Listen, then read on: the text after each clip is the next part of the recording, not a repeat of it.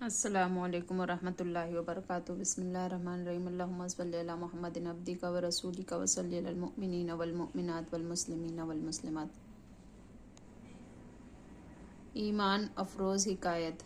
ایک مرتبہ سیدنا عبداللہ بن عمر رضی اللہ تعالیٰ عنہ نے روٹی کا ٹکڑا پڑا ہوا تھا تو غلام سے فرمایا اسے صاف کر کے رکھ دے۔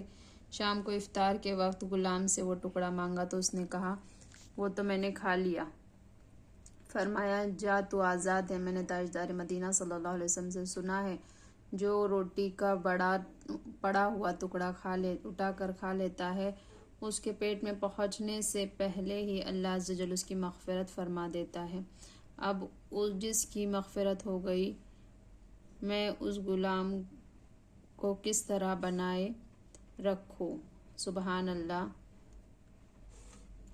کیسی پاکیزہ فکر ہوتی تھی ہمارے بزرگوں کی کہ گری ہوئی روٹی کھا کر غلام مغفرت یافتہ ہو گیا تو آقا نے بھی اپنی غلامی سے آزاد کر دیا۔ اے اللہ ہمیں بھی سنتوں سے محبت عطا فرما، آمین بجاہ النبی الامین صلی اللہ علیہ وسلم۔ کھانے کے بعد انگلیاں چاٹ لینا سنت ہے۔ حضرت جابر رضی اللہ تعالیٰ عنہ فرماتے ہیں کہ تاجدار مدینہ صلی اللہ علیہ وسلم نے انگلیوں اور برتن کو چاٹنے کا حکم دیا اور یہ فرمایا کہ تمہیں معلوم نہیں کہ کھانے کے کس حصے میں برکت ہے۔ برتن چاٹ لینا بھی سنت ہے۔ تاجدار مدینہ صلی اللہ علیہ وسلم کا فرمان عالی شان ہے، جو رکابی کو اپنی انگلیوں سے چاٹ لیتا ہے اللہ عز و جل اس کو دنیا و آخرت میں آسودہ سیر رکھتا ہے۔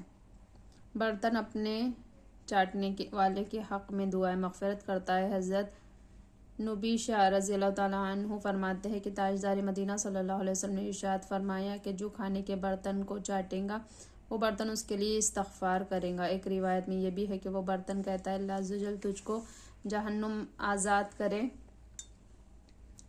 جس طرح تو نے مجھے شیطان سے نجات دی۔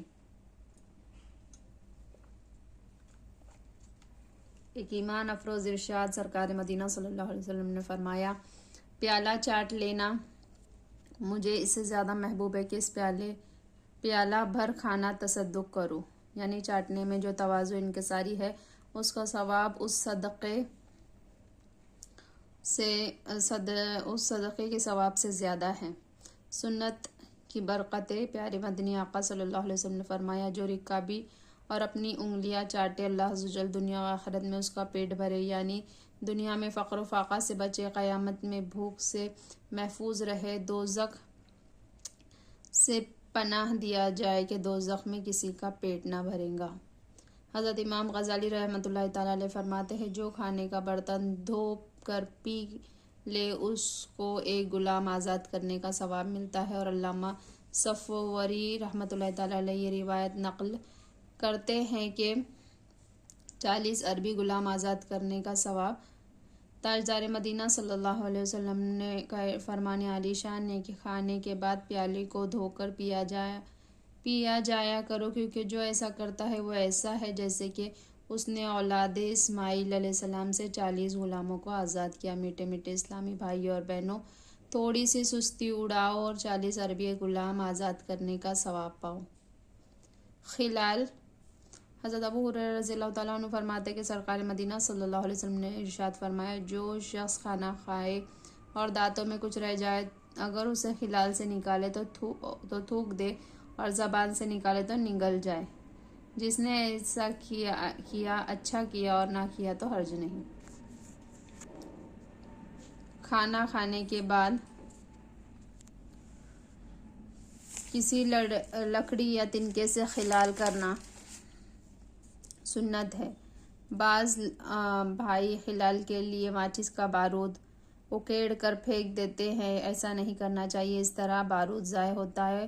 کسی اور تنکے سے خلال کریں۔ سرید کھانا سنت ہے۔ سرید سرکار مدینہ صلی اللہ علیہ وسلم کو بے حد پسند تھا۔ حضرت سیدنا عبداللہ ابن عباس رضی اللہ تعالیٰ عنہ فرماتے ہیں سرکار مدینہ صلی اللہ علیہ وسلم کی خدمت میں ایک برتن میں سرید پیش کیا گیا۔ ارشاد فرمایا کناروں سے کھاؤ، بیچ میں سے نہ کھاؤ کہ بیچ میں برکت اترتی ہے۔ سرید ایک قسم کا کھانا ہے، روٹی توڑ کر شوربے میں ملا دیتے ہیں۔ تاجدار مدینہ صلی اللہ علیہ وسلم کو یہ کھانا پسند تھا۔ کھانے میں مکھی گر جائے تو کیا کرنا چاہیے؟ سرکار مدینہ صلی اللہ علیہ وسلم نے فرماتے ہیں جب کھانے میں مکھی گر جائے تو اسے غوطہ دے دو اور پھینک دو، کیونکہ اس کے ایک بازو میں شفا اور دوسرے بازو میں بیماری کھانے میں گرتے وقت پہلے بیماری والا بازو ڈالتی ہے، لہٰذا پوری ہی کو غوطہ دے دو۔ کھانا کھانے کے 50 متفرق سنتیں اور آداب۔ 1. کھانا کھانے سے پہلے اور بعد دونوں ہاتھوں کو پہنچوں تک دھونا سنت ہے۔ اگر کھانے کے لیے کسی نے منہ نہ دھویا تو یہ نہ کہیں گے کہ اس نے سنت ترک کر دی۔ 2. کھانے سے پہلے جو ہاتھ دھوئے انہیں نہ پوچھے اور کھانے کے بعد ہاتھ دھو کر پوچھ لے۔ 3. کھانے کے وقت الٹا پاؤں بچھا دے اور سیدھا پاؤں کھڑا رکھے یا سرین میں بیٹھ جائے اور دونوں گھٹنے کھڑے رکھے یا دونوں زانوں بیٹھے، تینوں میں سے جس طرح سنت ادا ہو جائیں گے۔ 4. پہلے لقمے پر بسم اللہ کہے، دوسرے پر بسم اللہ الرحمن الرحیم، تیسرے پر بسم اللہ الرحمن الرحیم کہے۔ پہلے لقمے پر بسم اللہ کہے، دوسرے پر بسم اللہ الرحمن، تیسرے پر بسم اللہ الرحمن الرحیم کہے۔ 5. بسم اللہ زور سے پڑھے تاکہ دوسروں کو بھی یاد آئے۔ 6. کھانے سے پہلے یہ دعا پڑھ لی تو اگر کھانے میں زہر بھی ہوں گا تو اثر نہ کرے گا۔ بسم اللہ الذی لا یضر مع اسمہ شیء فی الارض ولا فی السماء یا حی یا قیوم۔ 7. اگر شروع میں بسم اللہ پڑھنا بھول گئے تو دوران طعام یاد آنے پر کہہ لے بسم اللہ اولہ و آخرہ۔ 8. سالن یا چٹنی کی پیالی روٹی پر نہ رکھے۔ 9. ہاتھ یا چھری کو روٹی سے نہ پوچھے۔ 10. زمین پر دسترخوان بچھا کر کھانا سنت ہے۔ ٹیک لگا کر ننگے سر یا ایک ہاتھ زمین پر ٹیک کر جوتے پہن کر لیٹے لیٹے یا 4 زانوں زمین پر پالتی مار کر نہ کھائیں۔ 11. روٹی اگر دسترخوان پر آ گئی تو سالن کے انتظار کیے بنا کھانا شروع کر دے۔ 12. اول آخر نمک یا نمکین کھائے، اس سے 70 بیماریاں دور ہو جاتی ہیں۔ 13. روٹی ایک ہاتھ سے نہ توڑے، یہ مغروروں کا طریقہ ہے۔ 14. روٹی الٹے ہاتھ میں پکڑ کر سیدھے ہاتھ سے توڑے کہ یہ سنت ہے۔ 15.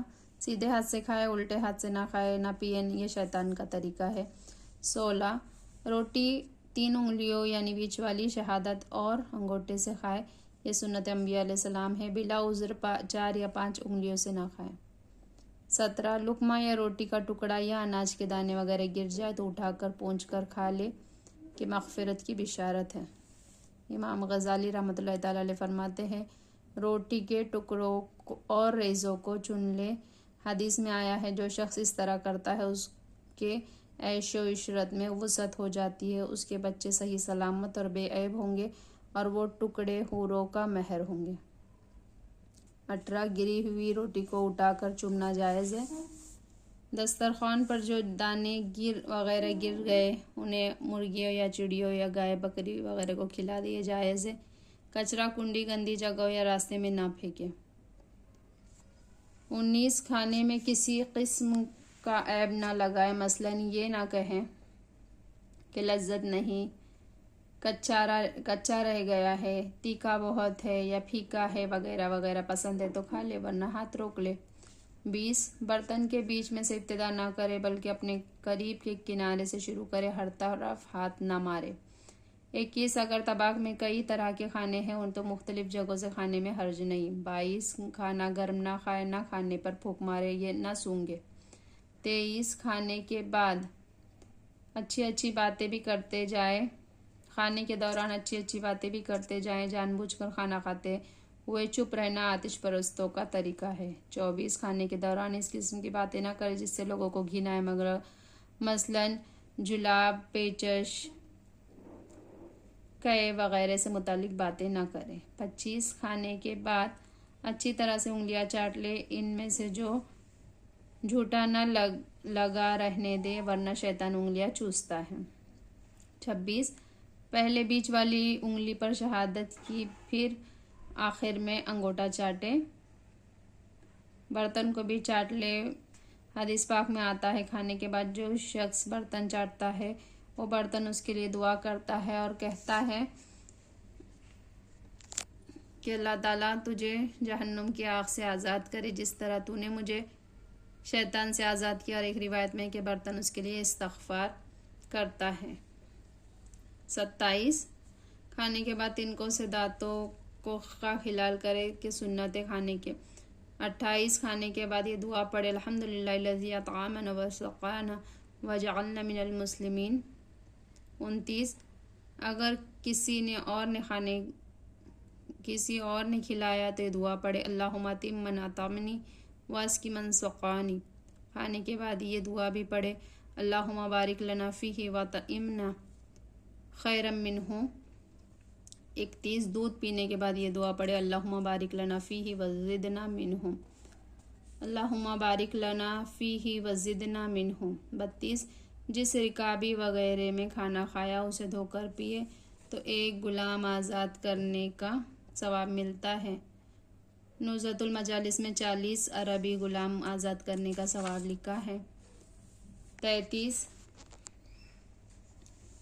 چھوٹے چھوٹے لقمے لے اور اچھی طرح چبا کر کھائے مگر چپڑ چپڑ کی آواز نہ ہو۔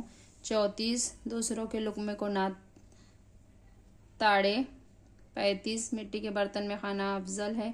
حدیث پاک میں ہے جو اپنے گھر میں مٹی کے برتن بنواتا ہے فرشتے اس گھر کی زیارت کرنے آتے ہیں۔ 36 سرکار مدینہ صلی اللہ علیہ وسلم کو حلوہ، شہد، سرکہ، کھجور، تربوز، ککڑی اور لوکی کدو شریف بہت پسند تھے۔ 37 گوشت میں دست، بازو، گردن اور کمر کا گوشت بہت پسند تھا۔ 38 آقا مدینہ صلی اللہ علیہ وسلم کبھی کبھی تربوز اور کھجور یا ککڑی، کھجور یا روٹی اور کھجور ملا کر تناول فرماتے تھے۔ 39 ککڑی کو نمک لگا کر کھانا بھی سنت ہے۔ 40 کھرچن سرکار مدینہ صلی اللہ علیہ وسلم کو بہت پسند تھی۔ 41 سرید یعنی سالن کے شوربے میں بھگوئی ہوئی روٹی کے ٹکڑوں کو سرکار مدینہ صلی اللہ علیہ وسلم بہت پسند تھے۔ 42 ایک انگلی سے کھانا شیطان کا طریقہ ہے، 2 انگلیوں سے کھانا مغروروں کا طریقہ ہے، 3 انگلیوں سے کھانا سنت انبیاء علیہ السلام ہے۔ 43 بھوک کے 3 حصے کر دے تو بہتر ہے، ایک حصہ کھانا، ایک حصہ پانی اور ایک حصہ ہوا۔ مثلاً 3 روٹی